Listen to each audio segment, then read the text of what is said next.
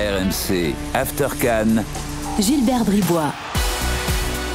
Bonjour à tous, bienvenue dans l'After CAN, votre nouveau podcast de l'After dédié au football africain. Nous sommes à 11 mois de la prochaine Coupe d'Afrique au Maroc. Coupe d'Afrique qui démarrera le 21 décembre prochain. Et d'ici là, 2 fois par mois, l'After débattra de l'actualité du foot africain avec des invités dans un podcast dédié. Tout ça avec Hamza Ramani qui sera avec moi ou avec Nicolas Jamin lors de chaque podcast. Salut Hamza. Salut Gilbert, salut à toutes et à tous. Si vous ne connaissez pas encore Hamza, sachez que c'est la Bible du football africain.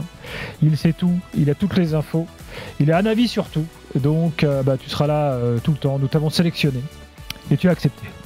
C'est énorme. Grand rendez-vous. Exactement. Grand rendez-vous. On est ravis de t'avoir. C'est notre premier épisode consacré en grande partie au Maroc aujourd'hui, car nous entrons dans une année marocaine qui se conclura donc par la prochaine CAN. Il y aura également la CAN féminine en juillet prochain, la CAN U17, Hamza en mars. Dans un instant, nous recevrons Omar Kiari, qui est le conseiller du président de la Fédération marocaine de football. Nous débattrons de la sélection nationale. Le Maroc est-il le favori incontestable de sa CAN? Perdre est-il une option, Hamza, pour le Maroc? Je pense que la réponse est non. On verra ça tout à l'heure. Compliqué. On balayera également toute l'actu du moment avec toi, notamment les coupes africaines des clubs. On parlera Mercato, on parlera du prochain CHAN également.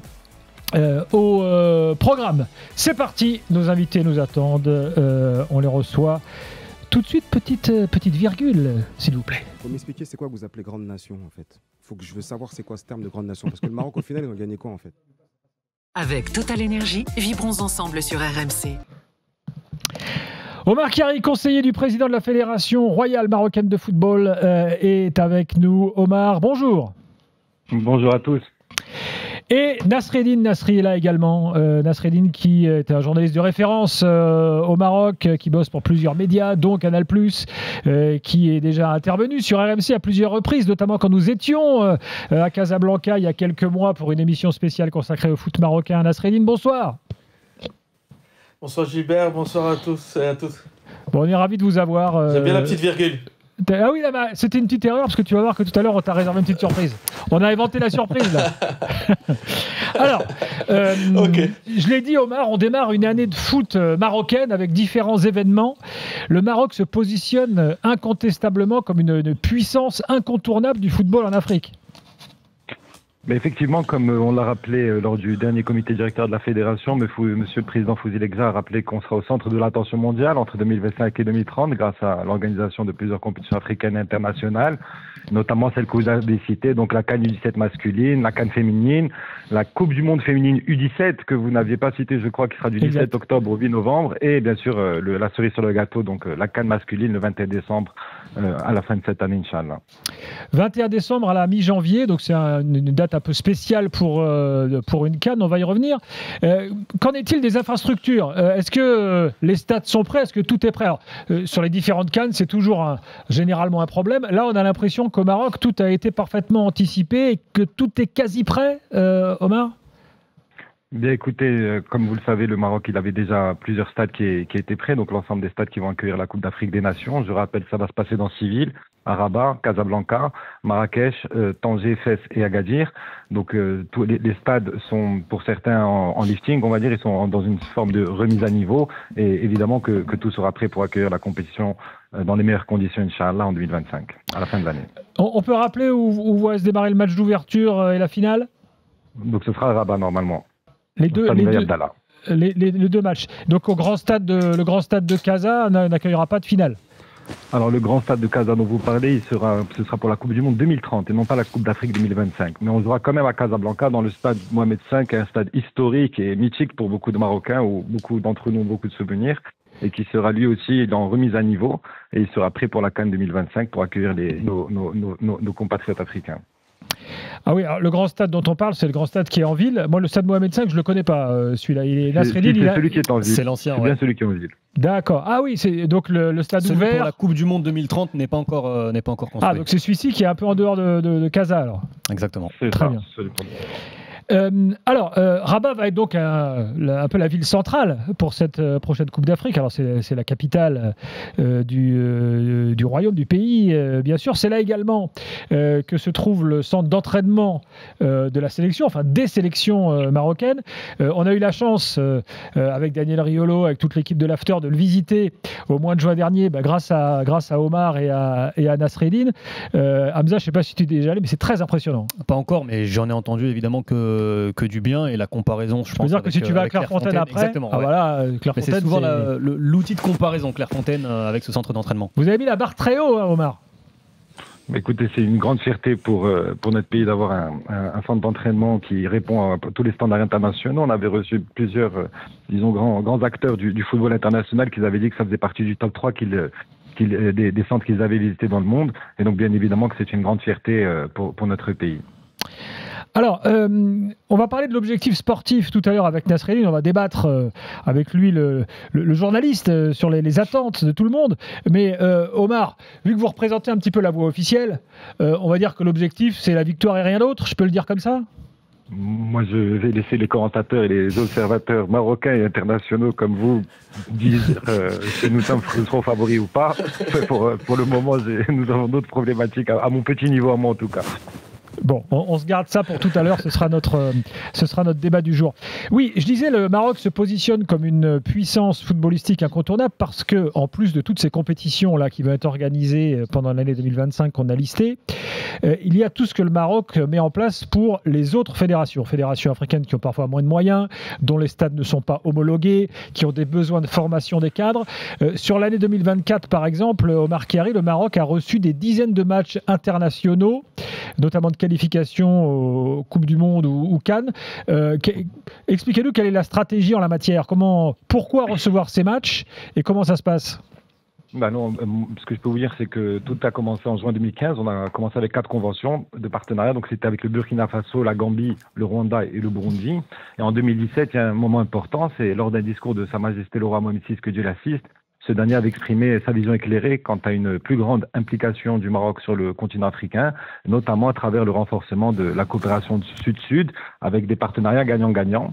Et donc la Fédération marocaine de football, sous le leadership de M. Fouzi El-Rza, a collaboré davantage avec les autres fédérations africaines et on compte aujourd'hui plus de 47 partenariats. Donc il y a plusieurs éléments dans ces partenariats qui sont co-construits, donc c'est quand même menu et après selon les besoins et les compétences de chacun, c'est ajusté. Donc, comme vous l'avez cité, l'accueil, bien sûr, des sélections dont les stades ne sont pas homologués par la CAF. Il y a pas mal encore de pays, malheureusement, qui n'ont pas les pelouses requises ou les infrastructures requises par la CAF pour pouvoir organiser des matchs officiels. Il y a également la formation des entraîneurs, donc qui a lieu au complexe Mohamed VI de football que vous avez cité. Ces formations, elles peuvent être en partenariat avec la CAF, mais aussi la FIFA. Donc, on a toujours, lors de chaque session, une quinzaine de places pour les techniciens africains. Lors de la précédente, par exemple, il y avait des membres du Tchad et du Libéria. Et lors de la prochaine, on a déjà des membres du Congo et du Burundi. On fait également des formations pour les arbitres parce que le Maroc a été le premier pays africain à avoir introduit la VAR. Il y a également le management sportif. Donc, on a accueilli il y a 2 mois une délégation de Guinée-Bissau, plusieurs présidents de fédération qui sont venus voir un petit peu comment les présidents de fédération au niveau marocain, les présidents de clubs au niveau marocain géraient leurs institutions. Et on a également, bien sûr, le management sportif, les stages de formation pour les jeunes et les équipes féminines. Comme vous le savez, le Maroc a beaucoup d'ambition autour du football féminin. Et on a également la médecine du sport, donc qui est un autre point fort maintenant du football marocain. On a lancé une clinique du sport qui est issue d'un partenariat entre la Fédération marocaine de football et la Fondation Mohamed VI des sciences et de la santé, avec notamment la collaboration de M. Christophe Baudot, que vous devez connaître, qui est au Paris Saint-Germain précédemment. Oui, qui a été un médecin de plusieurs clubs français. Mais ça veut dire que concrètement, je prends un exemple concret, quand on organise un match entre 2 sélections qui est délocalisé au Maroc, c'est la CAF qui prend en charge les frais, c'est le Maroc lui-même, comment ça se passe? Chaque pays se prend en charge pour le match officiel parce qu'en général, avec les subventions que les fédérations africaines ont Elles ont bien sûr les moyens d'organiser leurs matchs à l'étranger. Donc nous, on est surtout dans l'assistance technique, dans le fait que souvent, on peut regrouper plusieurs pays qui n'ont pas leur stade homologué par la CAF dans la même aire géographique pour qu'ils puissent jouer tous leurs matchs sans avoir de frais supplémentaires. Par exemple, pour ceux qui connaissent le Maroc, on peut jouer entre Casa, El Jadida, Mohamedia, Rabat. C'est des villes qui sont très proches les unes des autres avec toutes les infrastructures nécessaires pour pouvoir accueillir nos équipes. On les aide bien entendu pour la délivrance des visas, la recherche et l'identification des terrains d'entraînement.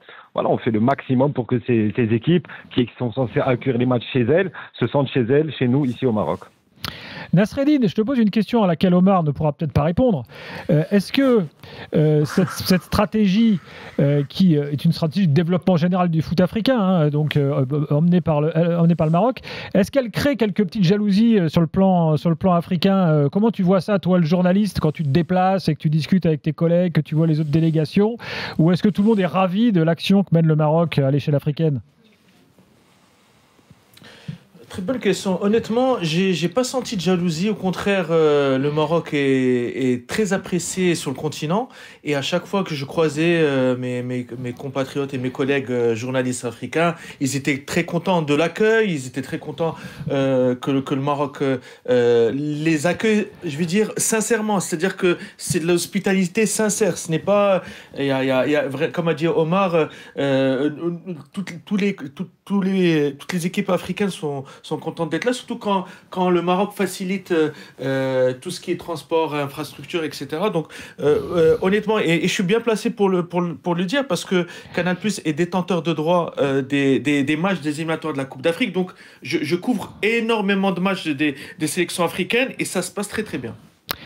Omar Kari, vous l'avez dit, tout cela se fait sous l'impulsion du président de la fédération, Fouzi Legja, qui est également ministre par ailleurs, qui est une personnalité très importante au Maroc et dans le foot mondial désormais, puisque vice-président de la CAF, membre du bureau exécutif de la FIFA. Ça veut dire que c'est sous son impulsion que s'est mis en place cette sorte de diplomatie du sport, parce que finalement on peut parler de diplomatie du sport là.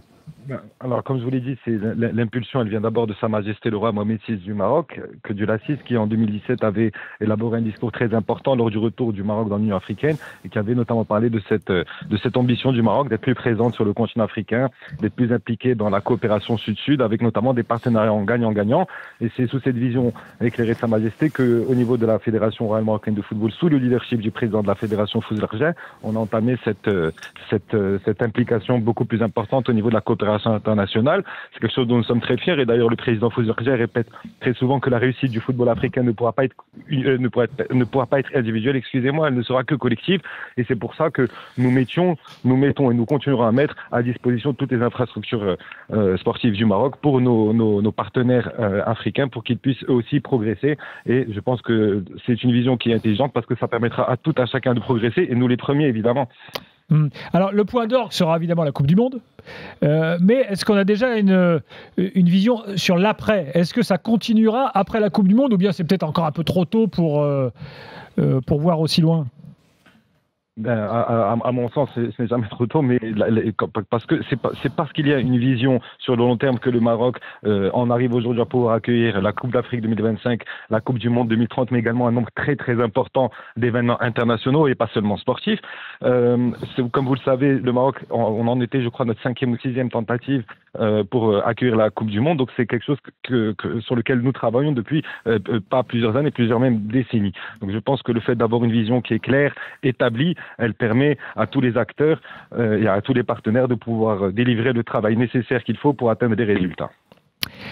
Merci beaucoup Omar Kari et on est ravis d'entamer donc cette année marocaine, comme je l'ai dit dans notre podcast After Can et d'ores et déjà on peut annoncer à tous les suiveurs du foot africain que RMC sera présent à la Coupe d'Afrique comme elle était présente, comme nous étions présents en Côte d'Ivoire il y a quelques mois maintenant pour des After Can quotidiens pendant la compétition en décembre prochain. Merci Omar, à très bientôt sur RMC. Merci à vous, excellente journée. Merci. Au revoir. Nous, on continue le débat tout de suite avec Nasreddine Nasri avec cette question.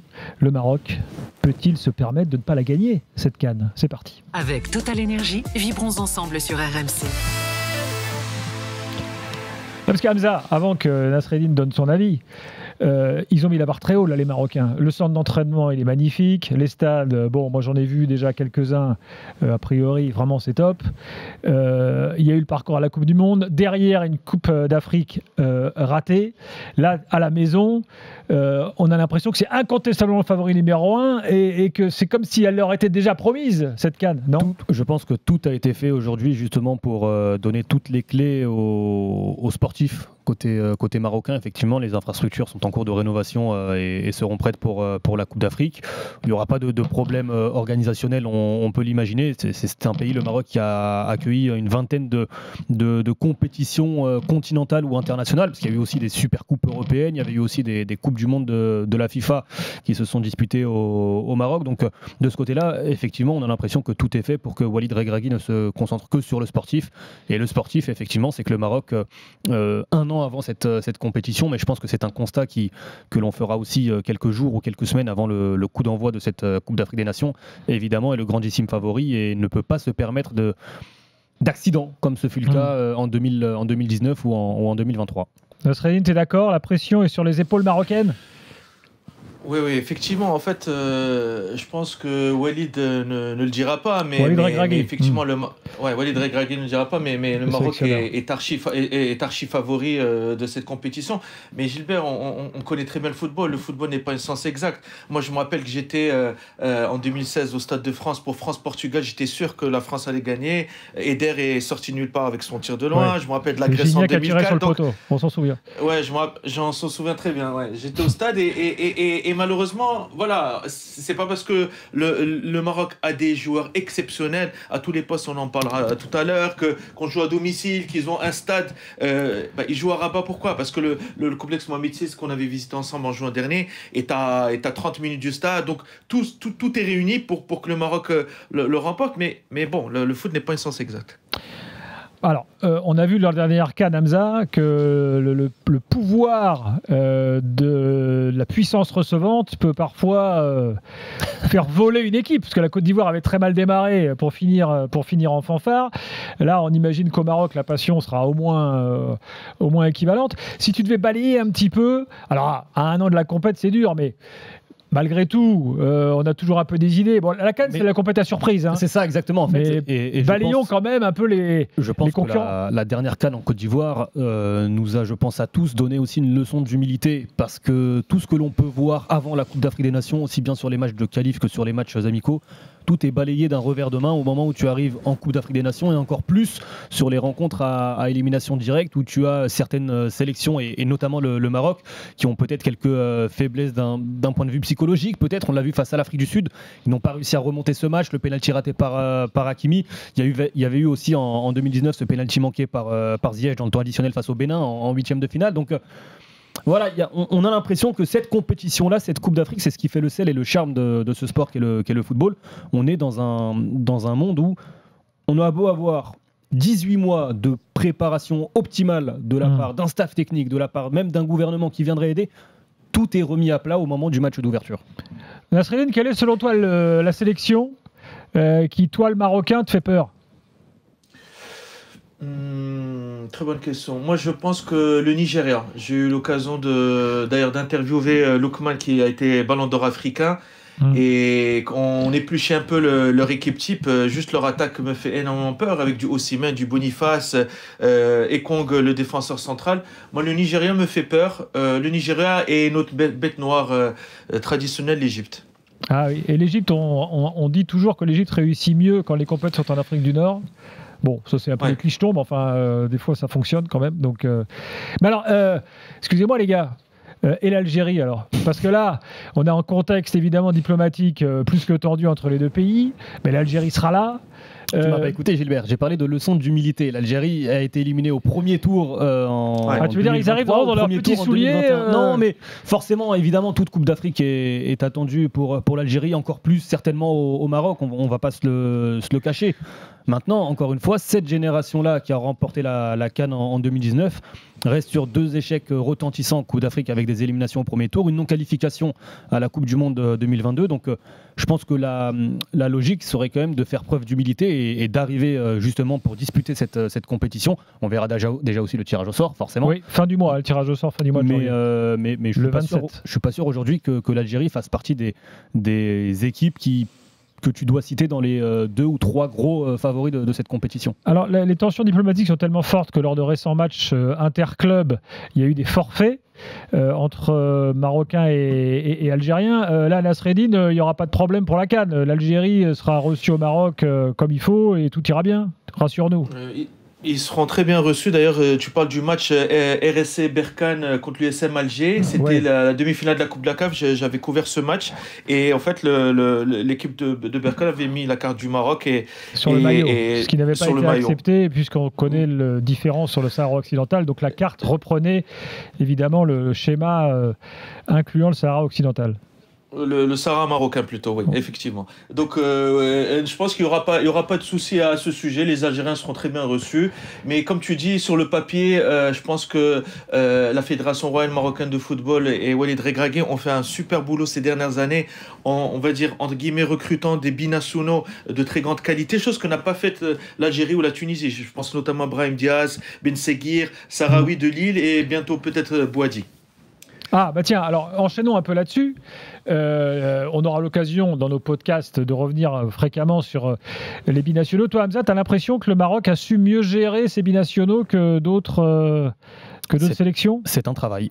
Et le travail de la fédération marocaine depuis maintenant plus d'une décennie, aussi bien au niveau de la formation que de la détection des binationaux, que ce soit en France, aux Pays-Bas, en Belgique et d'autres pays, qui commencent très très jeunes. On va chercher très très jeunes les joueurs marocains pour aussi les intégrer aux sélections de jeunes, ce qui ne se fait pas forcément partout. Il y a des joueurs qui peuvent parfois même refuser l'équipe de jeunes pour arriver, parce qu'il y a la volonté de tout de suite arriver en équipe A au sein de la sélection africaine. Du côté du Maroc, on fait comprendre, j'ai l'impression que c'est un processus, que l'on doit faire partie du projet de représenter justement ce maillot.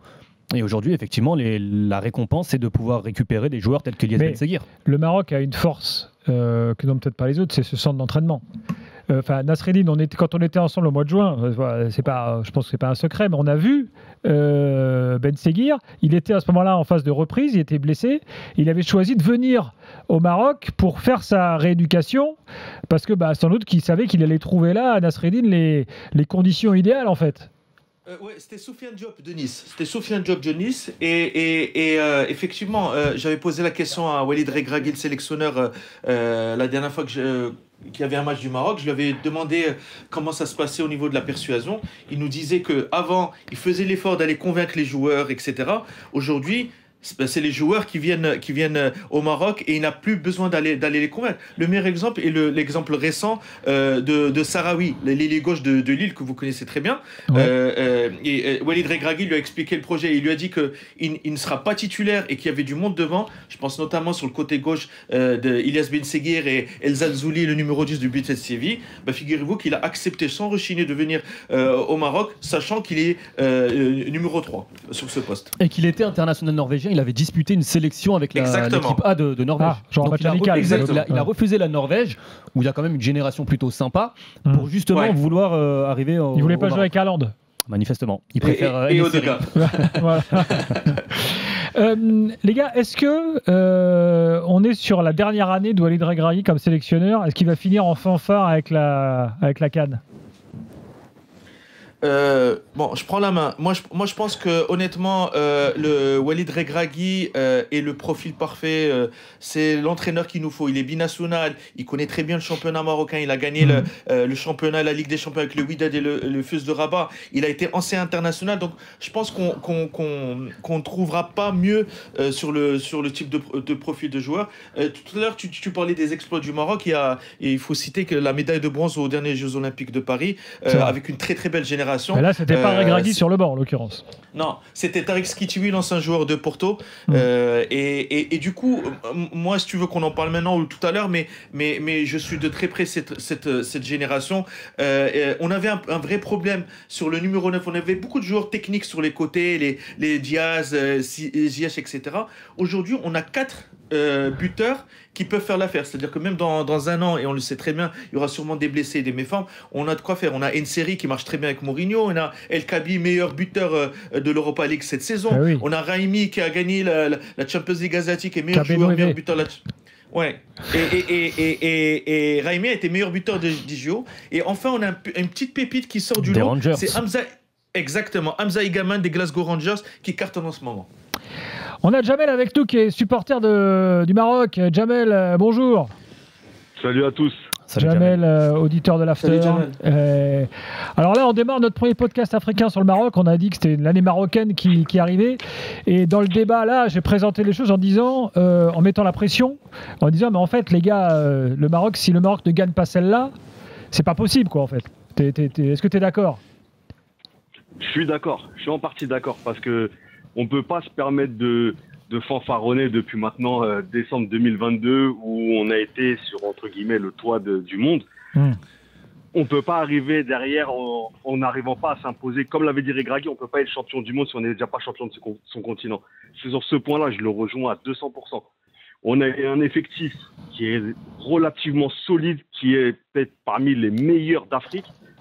On peut pas ne pas gagner chez nous. C'est pas possible. Bon, voilà. Je pense que tout le monde est à peu près sur cette thématique-là. Non, mais je Attention, suis heureux d'entendre le discours de Jamel parce que c'est important quand même de rappeler que cette formation, cette sélection marocaine dans son histoire n'a remporté qu'une seule Coupe d'Afrique des Nations et que cette sélection marocaine 76. depuis 2004 n'a franchi le seuil des quarts de finale qu'à une seule reprise. Donc effectivement, il est capital évidemment que la Coupe du Monde de 2022 doit permettre à cette génération marocaine de se construire. Et on le voit notamment avec l'arrivée des binationaux notamment très très très talentueux. Mais maintenant il y a aussi le terrain, et le quotidien pour le Maroc, c'est l'Afrique. Donc il va falloir performer en Coupe d'Afrique des Nations. Évidemment qu'il y aura une pression colossale sur cette sélection parce que c'est une Coupe d'Afrique qui se dispute à domicile, mais le Maroc doit au moins faire un dernier carré dans cette Coupe d'Afrique des Nations à domicile. Jamel, on parlait de Regragui. La vie de sélectionneur, elle est faite de haut, de bas, et puis surtout elle a une date de péremption, la vie de sélectionneur. En France, on a assez râlé en disant Deschamps, ça fait trop longtemps qu'il est là et tout. Est-ce que tu penses que Regragui, à la fin de la CAN, quoi qu'il se passe, devra passer la main, ou est-ce que toi tu tiens absolument à ce qu'il s'inscrive là dans une durée longue à la Deschamps? Alors, ça va dépendre du résultat. On se fait éliminer en phase de poule, on se fait éliminer en 8e. Moi, je suis désolé, Regragui, merci pour tout, bonne journée, au revoir. Par contre, demain, il nous gagne le titre. Mais pourquoi on va changer alors que tout roule bien? Continue. Parce que tu sais, c'est toujours mieux de partir en pleine gloire et avec un succès que de rester pour derrière connaître des résultats moins bons. Mais c'est pas pour autant. En fait, alors le problème, il est là. C'est que le supporter typique, c'est ça. C'est on note sur le moment présent. On oublie ce qui s'est passé. Je vois beaucoup de gens sur les réseaux sociaux, sur Twitter en l'occurrence, cracher sur Regragui. Ouais, ça y est, il faut qu'il lâche la main, ceci, cela. Il y a 3 ans de ça, vous étiez les premiers à le souhaiter que Vahid Halilhodžić se tire pour avoir un nouveau coach. On a eu un nouveau coach, il nous fait rêver. Maintenant, vous êtes là, vous lui crachez dessus. C'est pas logique. C'est pas la logique du football. Arrêtons de vivre le moment présent. Alors, juste un point quand même, c'est pas le genre à s'accrocher parce que déjà, à l'issue de la CAN précédente, en Côte d'Ivoire, et l'échec en Côte d'Ivoire, il avait laissé sous-entendre qu'il avait dit moi, si c'est moi le problème, je m'en vais. Enfin, donc il n'est pas. Regragui est très fort en communication. Il est très bon là-dessus. Parce que quand il dit ça, il sait très bien que la plupart des supporters, même les grandes instances, par exemple les GJA, jamais il va le laisser partir. Parce qu'il sait que ce qu'il a fait, on ne peut pas te laisser partir maintenant. Donne-nous encore un peu de temps. On va te donner du crédit encore un petit peu. On veut voir ce que tu peux faire. Parce qu'en plus de ça, comme vous avez dit juste auparavant, les infrastructures, tout est fait pour que le Maroc devienne une des nations prédominantes du football mondial. Je vous dis pas qu'on est le Brésil ou quoi ou qu'est-ce, mais on a le potentiel pour faire ceci. J'ai un ami à moi qui joue en République centrafricaine. Il s'entraîne énormément justement au Maroc avec la sélection nationale. Il m'a dit Jamel, les infrastructures que vous avez, il m'a dit Clairefontaine, c'est pas à leur niveau. Bah oui, je l'ai dit tout à l'heure, je l'ai visité le centre d'entraînement, c'est largement au-dessus. On est d'accord. Donc, moi, là-dessus, je pense que Regragui, non. Il faudrait par contre, comme j'ai dit, moi, vraiment, on ne gagne pas le titre. Ouais, tu pars, c'est normal. Moi, je vois pas d'autre objectif que gagner le titre. Je veux même pas qu'on arrive dans le dernier carré ou quoi ou qu'est-ce.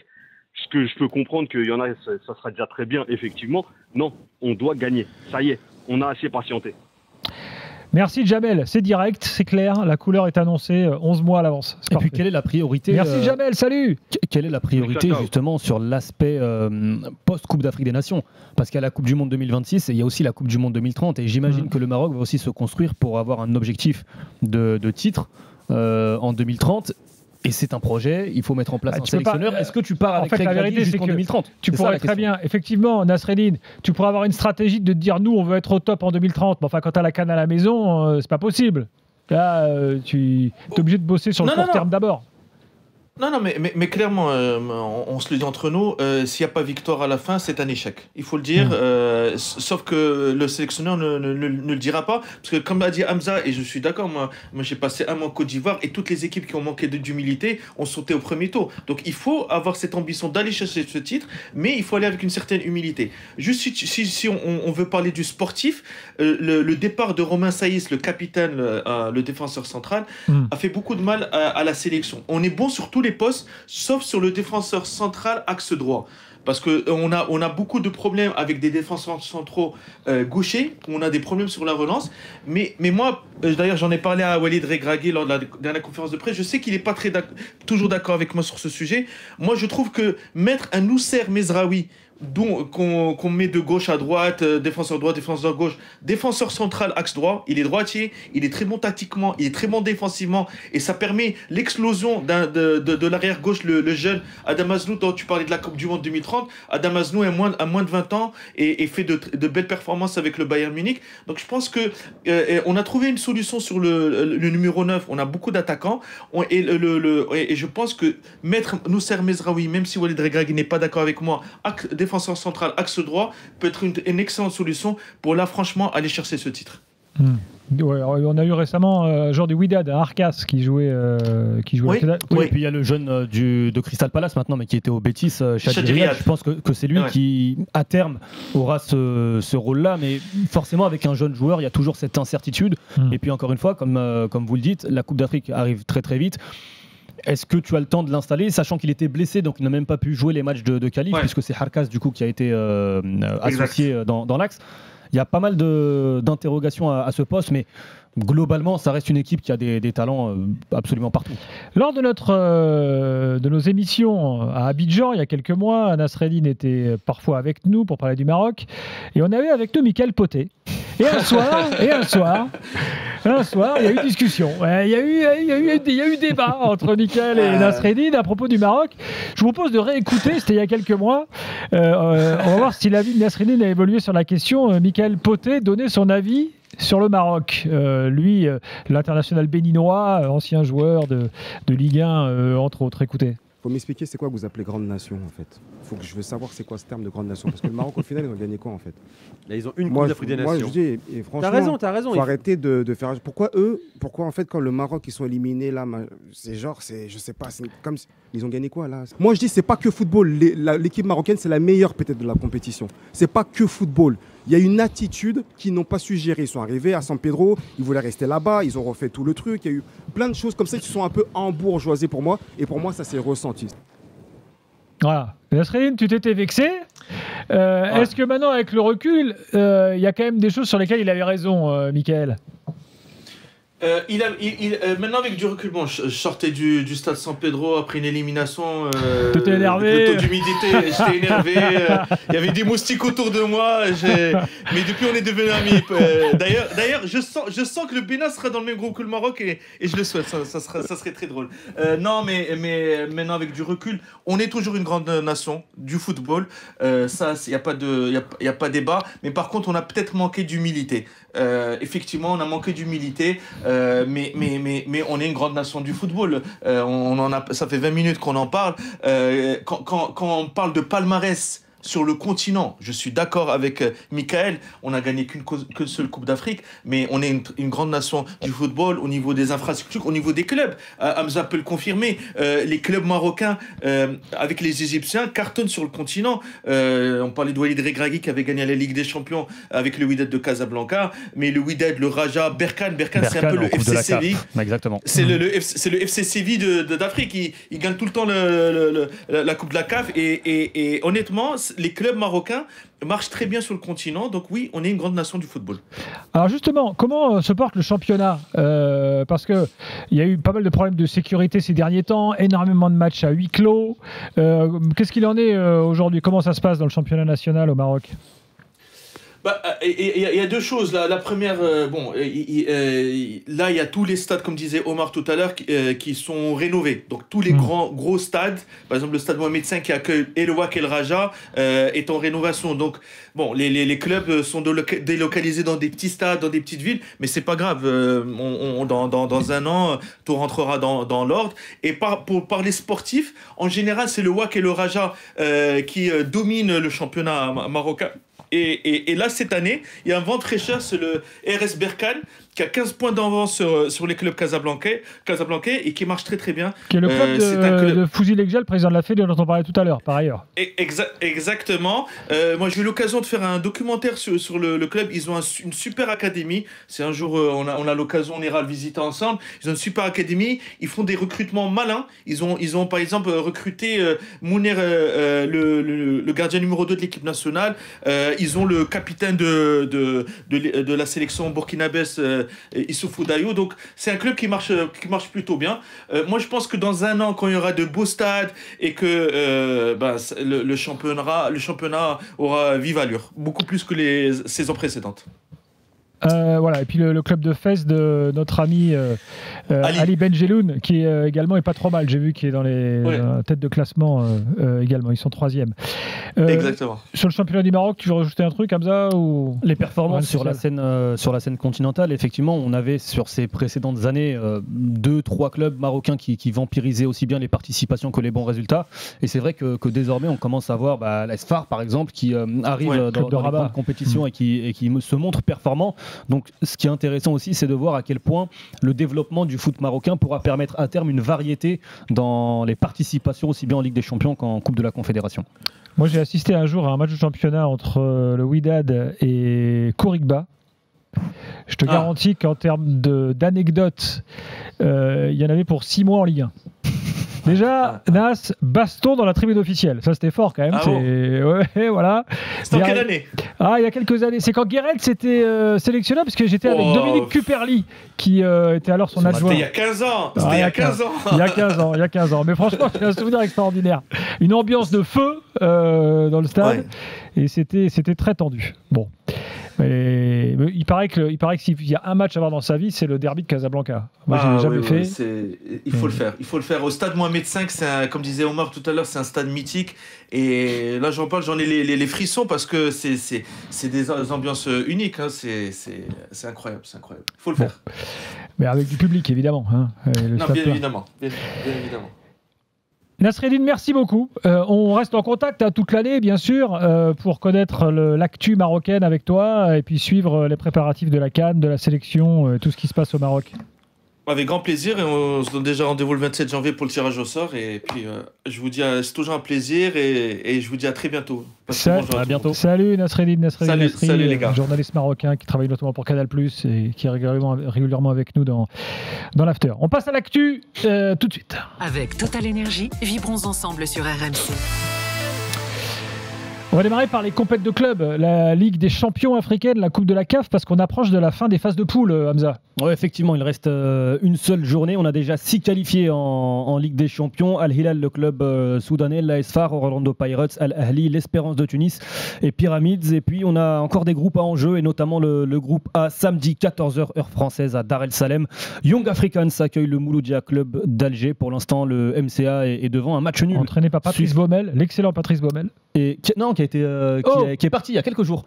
Je sais pas, j'avais pas eu cette info. Il est parti il y a quelques jours. Qu'est-ce qui s'est passé? Alors il y a eu des résultats un peu plus compliqués, une série un peu plus compliquée. Manifestement de lui-même, il a décidé de quitter le club. Parce qu'il a fait une saison extraordinaire. Avec le titre pour le Mouloudia. Donc un nul suffira au Mouloudia, mais en cas de victoire des Yungas, ce seront les Yungas qui seront qualifiés. Tu sais qui l'a remplacé? J'ai plus le nom en tête, il faudra que je me retrouve ça. Un entraîneur algérien? Mais attends, je vais te dire ça de suite du côté du Mouloudia, mais en tout cas gros gros déplacement pour cette formation qui était dans un groupe en plus assez relevé, avec le tout-puissant Mazembe, assez décevant d'ailleurs, le club. Oui, dernier de la poule, TP Mazembe. Le club congolais. Non, c'est le Tunisien Ben Yahya, c'est ça, qui a remplacé Patrice Baumel. Et autre groupe, le groupe B, où se jouera la qualification entre Mamelodi Sundowns et le Raja Casablanca. La coupe de la CAF, là aussi tu as des clubs déjà qualifiés. Alors c'est la coupe de la CAF, pour ceux qui ne suivent pas, c'est un peu l'équivalent de l'Europa League en quelque sorte. On appelle désormais la coupe de la confédération de la CAF. Effectivement, coupe de la CAF c'était l'ancien nom. 6 qualifiés là aussi, avec notamment Berkane et le Zamalek qui sont assurés de la première place. Le club sud-africain de Stellenbosch assuré de la qualification en tant que deuxième. Et puis là aussi il y aura un match. Alors dans le groupe A pour la première place, là aussi à Dar el Salem, là aussi entre un club tanzanien et un club algérien pour la première place entre Simba et Constantine qui est en tête, et c'est une petite surprise quand même de voir cette formation de Constantine. Et puis on aura aussi une qualification entre Jarafé, Lasek, Mimosa, le club sénégalais, le club ivoirien. Alors ce ne sera pas forcément sur une confrontation directe dans le groupe B, et puis le groupe D avec 3 clubs qui joueront la deuxième place: El Masri, le club égyptien, Eyimba, le club nigérien, et Black Bulls, le club du Mozambique. Eric Schell a été nommé sélectionneur du Nigeria. Assez surprenant, non, de voir Eric Schell, ancien sélectionneur du Mali, rebondir au Nigeria. Est-ce que tu as été surpris, toi ? En tout cas, lui a expliqué qu'il avait candidaté et que le processus a débuté au mois de mai. Donc ça fait quand même bien plus de 6 mois que le processus a débuté. Effectivement, entre-temps, il a pris un club, le Mouloudia Club d'Oran, donc en Algérie, et il a expliqué avoir une opportunité exceptionnelle d'entraîner cette génération du Nigeria. Oran, parce qu'en fait, il y avait des différentes versions, comme quoi il pouvait peut-être faire les deux. Non, il a disputé son dernier match le week-end dernier en Coupe d'Algérie. Il rejoint donc le Nigeria, un contrat de 2 ans. On rappelle que le Nigeria, c'est quand même finaliste de la dernière Coupe d'Afrique avec on va essayer de le joindre, Eric Schell, pour un prochain podcast. Et attention, parce que le Nigeria est dans un groupe là aussi assez intéressant pour les qualifs Coupe du Monde, puisqu'ils sont 5e sur 6, ils ne comptent que 3 points, et dans un groupe avec le Rwanda, l'Afrique du Sud et le Bénin qui occupent les 3 premières places avec 7 points. Mois de mars, déplacement au Rwanda qui a un nouveau stade, et réception du Zimbabwe. Ouais, donc ils sont mal barrés là déjà. Mais il reste encore 6 rencontres à disputer. Actu également, Rigobert Song. Rigobert Song, on apprend il y a quelques heures qu'il était nommé sélectionneur de la Centrafrique par le ministère des Sports, mais pas reconnu par la Fédé, un peu comme ça s'était passé au Cameroun il y a quelques mois. Tout à fait le même cas, c'est le ministre qui prend la main, qui en gros zappe la Fédé qui râle, qui dit non, c'est nous qui décidons, nous sommes souverains. Sauf que les choses ne sont pas si claires. Vraisemblablement, à l'heure où on enregistre ce podcast, Rigobert Song se pose encore des questions, parce que le ministère des Sports lui-même, vraisemblablement, n'est pas sûr de pouvoir répondre aux exigences financières de Song. Voilà la situation. Il y a eu un communiqué il y a quelques jours, justement, un arrêté ministériel même qui officialisait l'arrivée de Rigobert Song, mais manifestement, s'il n'a pas signé ce contrat, d'autant plus que la fédération a mis en place un sélectionneur, alors par intérim, depuis le départ en octobre de Raoul Savoie, c'est Eloge Enza Yamissi, l'ancien international. Ancien joueur de Troyes. Exactement, qui a fait toute sa carrière en France, et principalement du côté de Troyes, un petit peu à Valenciennes. Petit milieu de terrain qui était pas mal. Une bonne patte gauche dans mon souvenir, et assure, parce que cette équipe centrafricaine, oui, elle n'est pas qualifiée pour la CAN au Maroc, mais elle disputera le championnat d'Afrique des Nations quand ? Au mois d'août, normalement, du coup, désormais. Mais donc, il y a une potentielle génération que l'on peut voir avec cette équipe centrafricaine. D'abord avec l'équipe A', puis avec la sélection A, où on connaît évidemment Geoffrey Kondogbia, mais il y en a un nouveau qui est arrivé en Ligue 1, c'est Koulaïpou, l'attaquant. Exactement, l'attaquant de Lens qui a marqué pour son premier match. Le CHAN, d'ailleurs, parlons-en, parce que le tirage au sort, là, est quelques heures après qu'on enregistre ce podcast. Si vous écoutez le podcast au moment où le tirage a déjà eu lieu, vous pourrez avoir les poules. Ce CHAN a été un peu décalé. C'est toujours, le CHAN, on a l'impression qu'il a du mal à s'installer dans le paysage. Alors on rappelle, le CHAN, c'est le championnat d'Afrique des Nations, c'est la Coupe d'Afrique, mais uniquement pour les joueurs locaux. Et quand on parle de joueurs locaux, ça veut dire qu'un joueur de la marocain ne peut jouer qu'au Maroc pour disputer cette compétition. On essaye de négocier avec la CAF justement pour élargir au moins à tous les joueurs évoluant sur le continent africain, mais pour l'instant, on est toujours sur... tu veux dire par exemple un Marocain qui joue en Égypte ne peut pas jouer, c'est exactement. Ça c'est aberrant. Effectivement, là je suis d'accord, il faut changer cette règle. faudrait que tous les joueurs qui jouent sur le continent puissent y Exactement. participer. Et ça va aussi clairement relever le niveau des sélections. Donc le Chan qui était prévu, qui devait débuter le 1er février jusqu'au 28 février prochain, a été reporté au mois d'août pour différentes raisons et notamment un problème d'infrastructure. On rappelle que c'est le Kenya, la Tanzanie et l'Ouganda qui accueilleront cette compétition. Parce qu'en fait, de tradition, ça sert un peu de round de galop d'essai en vue de la CAN, puisque ces 3 pays en 2027 auront la CAN 2027. Auront la CAN 2027 et c'est plutôt le Kenya qui semble viser, puisqu'on est très très en retard justement sur les stades et pas sûr qu'il soit prêt d'ailleurs. À Tanzanie, moi j'ai été au stade de Dar es Salaam, mais il est très bien. Ah oui, non, mais il fait grand partie stade, des grands stades du continent homologués par la CAF, qui accueille aussi, comme le Maroc, des matchs internationaux d'autres sélections. Donc ça va être intéressant. Il y a aussi un problème, c'est qu'on n'a pas assez de participants. Ça veut dire qu'on doit avoir 19 pays et il n'y en a que 17 qui se sont qualifiés, puisqu'en Afrique du Nord, l'Égypte et l'Algérie avaient déclaré forfait avant même les qualifs parce qu'ils ne voulaient pas disputer cette compétition. Et la Libye et la Tunisie qui se sont qualifiés par défaut finalement pour ce Chan, on dit finalement on ne va pas la jouer, la Tunisie qui n'a plus disputé ce Chan depuis 2016 là aussi, donc il y a pas mal d'incertitudes. C'est quand même étonnant, c'est-à-dire qu'ils ne voient pas d'intérêt à le jouer. Alors que par exemple la Tunisie est quand même un championnat assez puissant, ils auraient de quoi produire une équipe pas mal quand même. Ouais, non, mais justement sur le Chan, l'Égypte plus que tout le monde même. Je me souviens du Chan c'était au Soudan où ils avaient réalisé une bien belle performance avec les Dawadi, etc. Donc non, ils ont la qualité et l'Égypte n'a jamais participé au Chan. C'est vraiment une compétition qui ne l'intéresse pas manifestement. Bon, on aura l'occasion d'y revenir dans un podcast sur ce Chan au moment de sa tenue évidemment. Tu as quelques infos mercato pour conclure. Un joueur très important du foot africain, Percy Tao, qui a été récompensé par le titre de joueur interclub des CAF Awards 2023, donc le meilleur joueur évoluant sur le continent africain, international sud-africain qui jouait en Égypte du côté d'Al Ahly. Il a remporté 11 titres en 3 ans et demi. On l'a connu à Brighton, notamment en Europe et à Anderlecht. Il rejoint le Qatar, alors que dans 6 mois, il avait cette Coupe du Monde des clubs qui pouvait peut-être lui permettre de briller, mais il rejoint le Qatar avec manifestement un salaire multiplié par 8. Et puis une info avec un ancien Strasbourgeois, Lebo Motiba. Qu'est-ce qu'il devient ? Qui est sans club depuis son départ de Strasbourg en juin dernier. Il était blessé, le pauvre. Ouais. C'est ça. Il s'entraîne actuellement avec les Mamelodi Sundowns, sachant que les Mamelodi, là aussi, qui disputeront la Coupe du Monde des clubs, pourraient perdre leur attaquant star, Peter Chaloulilé. Pour l'instant, quelques rumeurs du côté de l'Égypte et du côté du Zamalek. On sait sa compagne est alsacienne. Eh bien, pourquoi pas. Voilà, donc elle a peut-être suivi là-bas en Afrique du Sud. En tout cas, pour l'instant, il s'entraîne à l'écart du groupe. Mamelodi Sundowns, c'est le plus gros club sud-africain, c'est le club du président de la CAF, Motsepe, c'est un gros sécurité. C'est ça. Et la Coupe du Monde des clubs avec une possible exposition.